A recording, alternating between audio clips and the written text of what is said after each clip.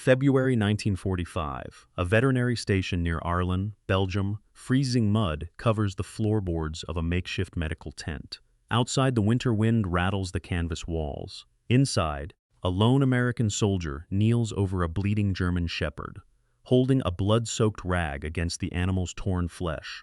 The dog breathes in shallow, ragged gasps. An army doctor stands over them, shaking his head.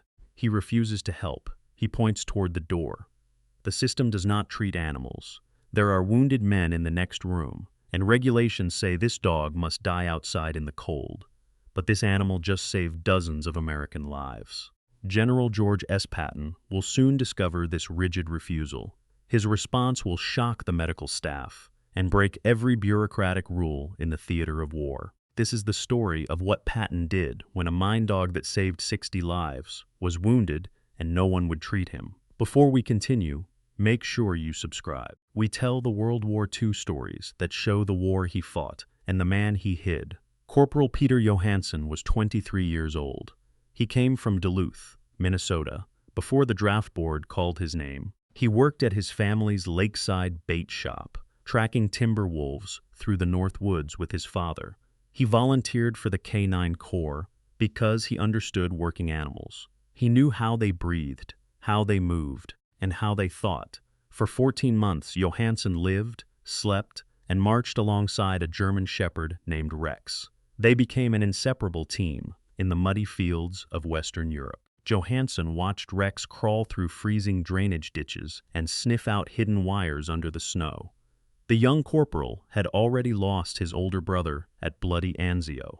Rex was the only piece of home he had left in the world. He knelt in the freezing Belgian slush, his hands covered in dark, warm blood, refused by the frontline medics. The medical officer in charge of the aid station was Captain Marcus Vance. He was 34 years old and came from Boston, Massachusetts. He served with the 101st Medical Battalion. Vance grew up in a wealthy neighborhood, the son of a prominent surgeon, and wore a perfectly tailored officer's coat that remained remarkably free of grease and field grime. He believed strictly in the rigid structure of military efficiency and the absolute hierarchy of the United States Army regulations. To Vance, order was everything, and deviations from written policy threatened the entire command structure. He kept his medical books neatly stacked on a clean folding table inside his tent. He openly maintained that resources were reserved strictly for human combatants, viewing animals as mere government property to be discarded when broken. He looked down at the muddy, bleeding corporal with detached coldness. By February 1945, the Allied advance across Western Europe had turned into a brutal, grinding slog through frozen mud and hidden dangers. The German army was retreating toward the Rhine, leaving behind vast networks of explosive traps designed to slow the American momentum.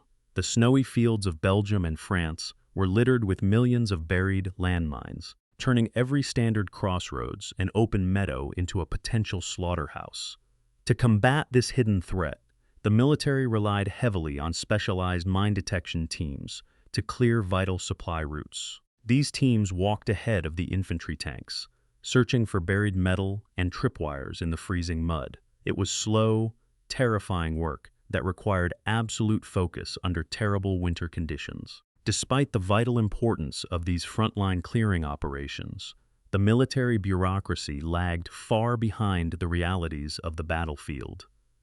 The massive Allied supply lines were already strained to the absolute breaking point, with priority given strictly to ammunition, fuel, and human medical care. War dogs were officially classified as government equipment rather than personnel, leaving a massive gap in the logistical planning. Other officers routinely looked the other way when working animals were broken in combat, viewing them as completely replaceable assets in the grand machinery of war. The existing evacuation network simply had no provision for transporting or treating a four-legged soldier, creating a blind spot that left many handlers stranded without options. Red tape dictating the strict separation of veterinary and human medicine was rarely questioned by staff officers who feared violating theater regulations. This structural oversight meant that a life-saving asset could easily bleed to death in a ditch while the very men it had saved occupied warm hospital beds just a few hundred yards away. Corporal Johansson stepped inside the warm tent, his uniform splattered with mud and dark blood. Captain Vance looked up from his folding table, his eyes narrowing as he saw the blood-soaked bundle in the corporal's arms. "Captain, I need a surgeon right away," Johansson said, his voice shaking as he held Rex closer. He took shrapnel in the hindquarters, clearing a path near Arlen. Vance did not stand up. He looked at the dog, then back at the corporal's muddy boots. "We treat soldiers here, Corporal, not animals," Vance answered, his tone completely flat. "Take that creature outside." "Sir, he detected 14 minefields," Johansson pleaded, stepping forward despite the captain's cold stare. "He saved 60 men this week alone. He is bleeding out. Regulations are explicit on this matter," Vance said, tapping a finger on his neat stack of medical manuals. "Army medical supplies and surgical tables are strictly reserved for human combatants. I will not violate theater directives for a piece of government property." "He is not property, sir. He is a soldier," Johansson shouted, tears cutting tracks through the grime on his face. "The men he saved are sleeping in warm hospital beds right now because he took the blast for them. Just give me some bandages and sulfur powder." Vance stood up slowly, smoothing the front of his tailored coat. "You are dismissed, Corporal," Vance said, pointing toward the canvas exit. "If you do not remove that animal from this medical area immediately, I will have the military police remove you both for insubordination. There are human lives at stake, and I will not waste a single second of my training on a dog." Johansson backed out of the tent, his heart sinking as he carried Rex back into the freezing wind. He laid the dog gently inside a shallow foxhole near the perimeter wire, wrapping his own field jacket around the shivering animal. A frontline nurse, walking between the triage tents, noticed the young corporal kneeling in the mud, crying openly as he pressed his hands against the dog's wounds to stop the bleeding. She stopped to ask what happened, listening quietly as Johansson explained the situation through his tears.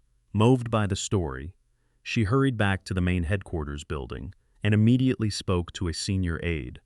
The report reached Patton within the hour. Patton's jeep pulled up to the gate, 4 stars on his helmet, ivory revolvers on his belt. The general walked in unannounced. The freezing air of the medical tent seemed to drop further as his boots clicked against the floorboards. Captain Vance froze, his pen hovering over his logbook.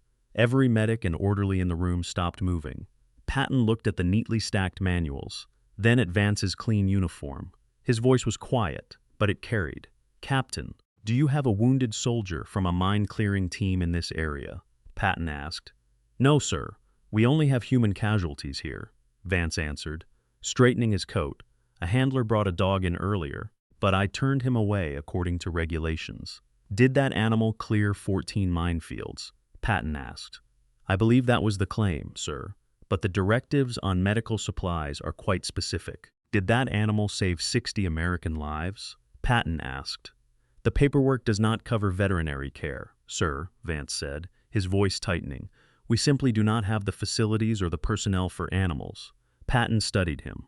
He said nothing for a long moment. Then he spoke. "You tell me you have a strict adherence to regulations, Captain. You tell me your manuals say, this life-saving asset is nothing more than property to be discarded in the snow. The Army does not issue surgical tools to treat dogs. It issues them to treat the men who fight.